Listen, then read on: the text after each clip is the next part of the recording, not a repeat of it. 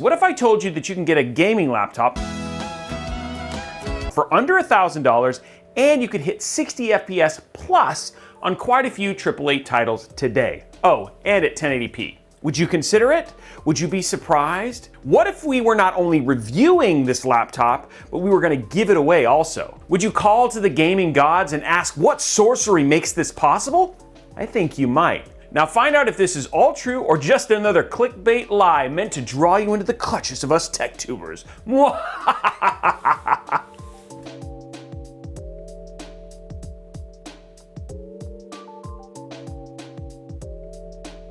On the last laptop review in our Cheap But Worth It series, we looked at the Asus TUF F117 gaming laptop. It came with an 11th Gen i5, an RTX 3050, 8GB of single channel RAM, aka 1x8 configuration, in which we upgraded to 32 gigs in a 2x16 configuration, and let me tell you, that laptop made some serious noise in the world of sub $1,000 machine. Which, by the way, you can check out the whole review right here. Now when we bought it, we got it on Black Friday for $679. Then we bought the RAM and even put a 2TB NVMe SSD in it, and it stayed under $1,000. Sales like that don't come around very often, and let me tell you, my son was very happy for Christmas. After that, we went on another journey, crossing the land far and wide, searching for another diamond in the rough. At first, we purchased the HP Victus 16.1 laptop, and we're going to be reviewing that one, but to be completely transparent, we spent $899 on that and returned it quicker than we had gotten it.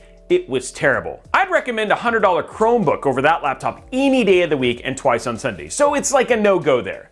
Maybe it was more like a pebble in the rough, which is, well, why would you even pick that up? I mean, who needs a dirty pebble?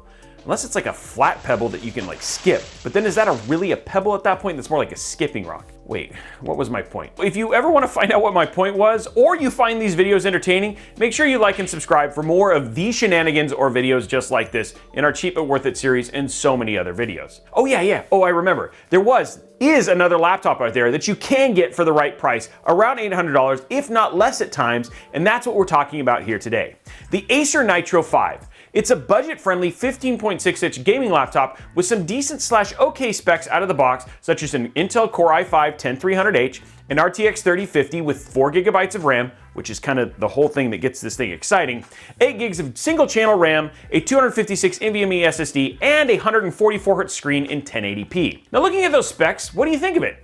Is it worth it? Well, we decided to test it out in a plethora of games ranging from older titles such as Borderlands 3 to newer AAA titles such as God of War. We also decided to upgrade the RAM to 16 gigs in a 2x8 dual configuration of RAM and put another 1TB NVMe SSD in it for storage and to compare the differences. So of course we'll give you with 8 gigs of RAM and 16 gigs of RAM. Guys, we're not gonna cheap out on all the data. That's what we love, data. This brought, by the way, the total of the laptop to $994.96. Under $1,000, which is just like a magic number for so many folks when it comes to budget laptops or desktops.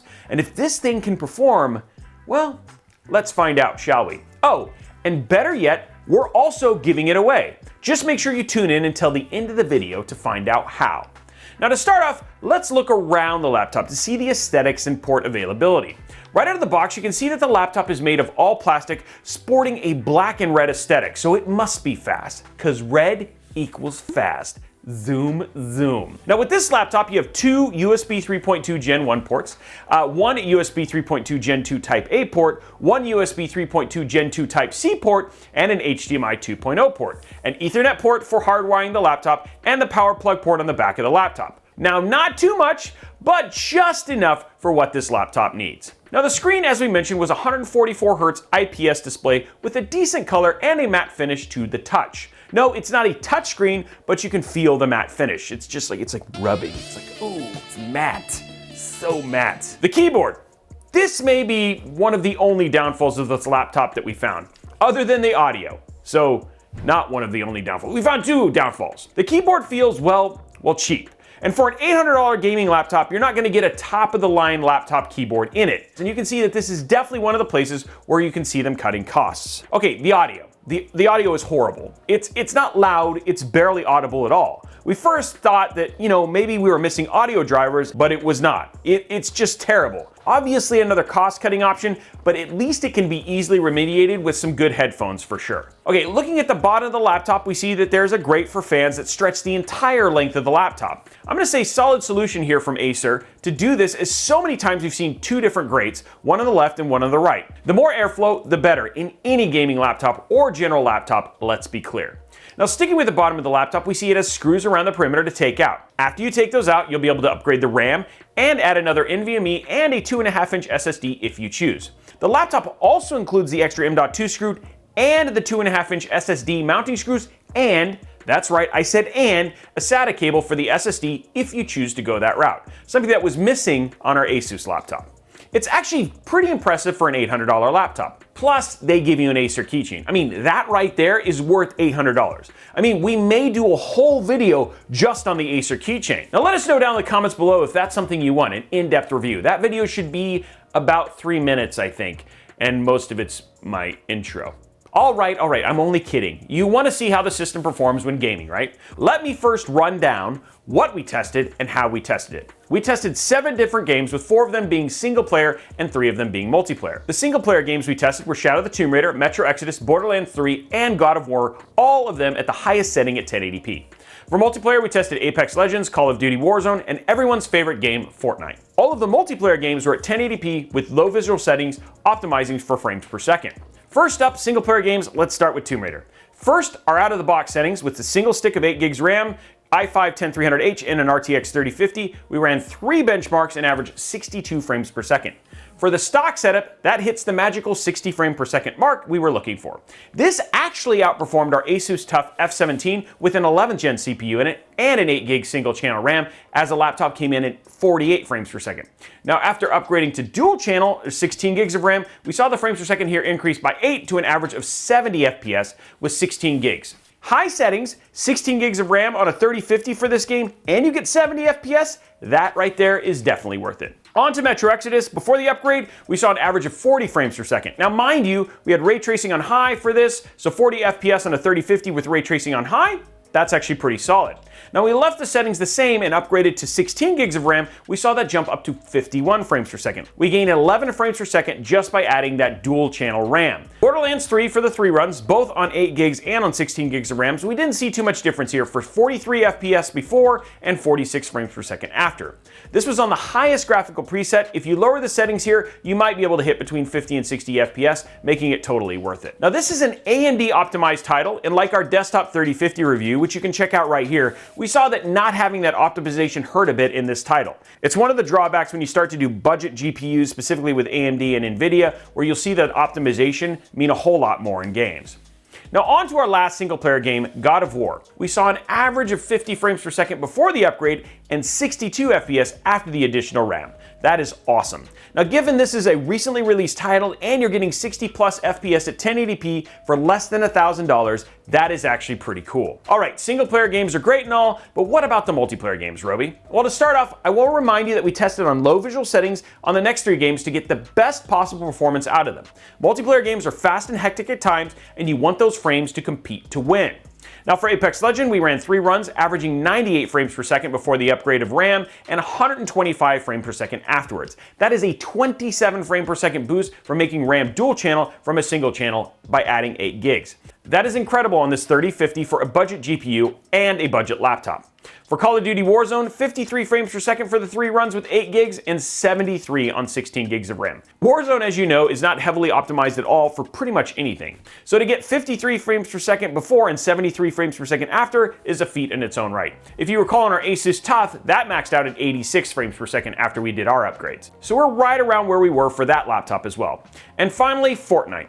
On our Asus TUF F17, we got 106 FPS before and 160 after the upgrades. On our Acer, we saw 99 before and 165 frames per second after. Holy potato.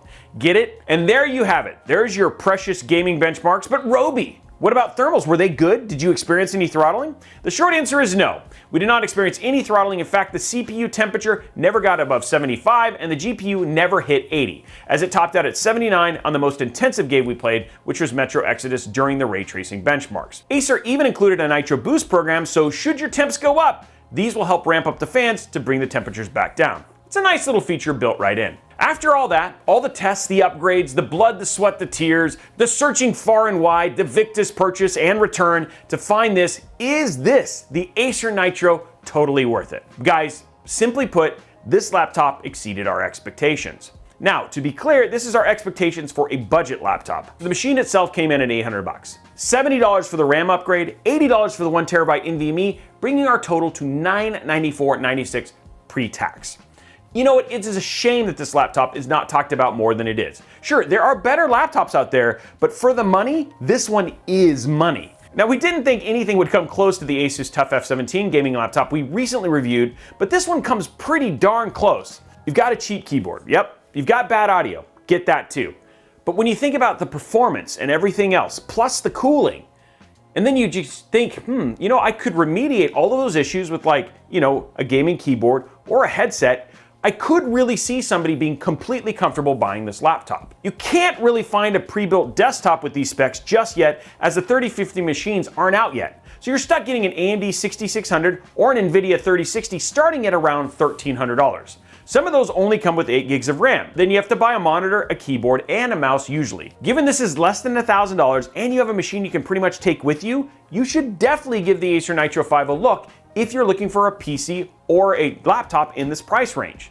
But what about going the distance, Robey? Is this something that's gonna last me for years down the line? The answer to that I wish was a little less murky, because all of it depends on your expectations. I mean, this will game at 1080p 60 frames per second for years, and to be honest, you'll get solid NP scores of 100 frames per second plus as well on most titles. The fail points may be the keyboard, but if you start to get serious, investing in a gaming keyboard could easily remedy this. Right now, it's just hard to argue the value that you have in this laptop currently. And with some considerations around potential weak points, this laptop is more than capable of lasting you for more than a few rounds. So how do I win this awesome laptop? Well, I'm glad you asked. First and foremost, you need to leave a quality comment down below, along with liking and subscribing to the channel. Now, when I say quality comment, it doesn't need to be positive, it just needs to be something that you like or didn't like about the video, what surprised you, etc. We thrive on feedback, and this is our way of getting it. Just not, I deserve to win, can I have a free PC, or something similarly lame. You also need to ensure that we have a way to reach you via your YouTube profile, and then finally check out the Gleam link down below to get additional entries to win. Now, the laptop is only available to US residents, but luckily, we're giving away $50 to another lucky comment below, and that is worldwide as long as you can accept PayPal or Venmo. So what did you think of the laptop? Is $1,000 a great price point, or are we still looking for something cheaper? Did the performance surprise you? We would love to know all of that down in the comments below. Now, while you're down there, make sure you slap that subscribe button, whip that like button, and ring that notification bell so you get a notification each and every time we post a new video or go live right here on Robeytech. Do you have questions about this laptop or any other tech-related questions? Then check out our amazing Discord server filled with other tech and PC enthusiasts that love to share their thoughts and ideas on these very subjects. Are you looking for cheap tech? Maybe looking for GPU availability? Then check out RobeytechDeals.com or Robeytech Deals on Twitter, where we have our guy Tom scouring the internet for the best deals and GPU availability on all things from tech, PC components, TVs to video games. Finally, you can also follow me and my team on all the socials here at Robeytech everywhere. We hope you enjoyed this video, guys, and we really look forward to seeing you on the next one.